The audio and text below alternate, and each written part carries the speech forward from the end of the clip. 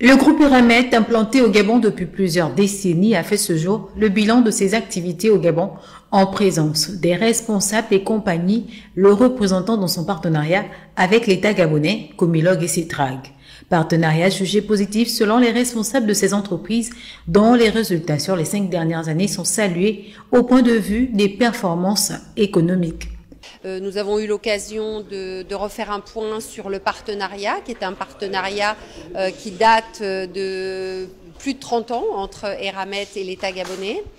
qui a donné beaucoup de fruits.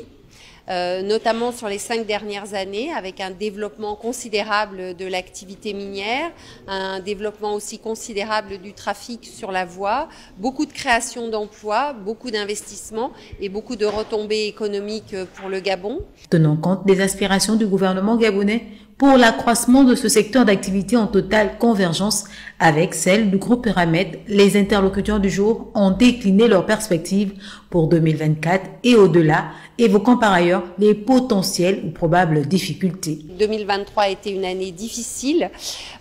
puisque il y a eu un éboulement sur la voie qui a bloqué le transport pendant plus d'un mois, puis après un autre d'ailleurs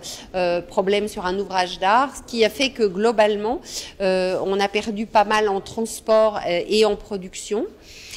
Donc 2024, nous devrions revenir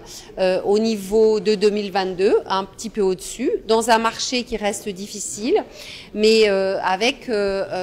quand même beaucoup d'ambition et notamment un plan de maintenance renforcé à la Cetrag pour améliorer les conditions de transport et permettre de créer les conditions pour développer de nouveau la production en 2025 et 2026. Actionnaire de Comilog depuis 1995 et Cetrag depuis 2005, le groupe Eramet est le premier producteur mondial de manganèse à haute teneur.